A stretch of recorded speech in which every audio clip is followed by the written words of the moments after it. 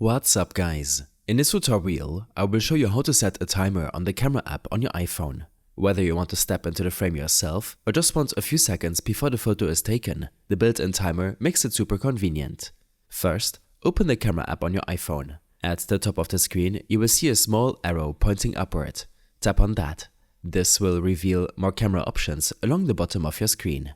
Now, look toward the right side of these options and you will see a clock icon. That's the timer button. Tap on it. Once you've tapped the timer icon, you'll be given a few options, typically 3, 5 and 10 seconds. Choose whichever delay works best for your shot. After selecting the timer length, go ahead and press the shutter button, the big white circle.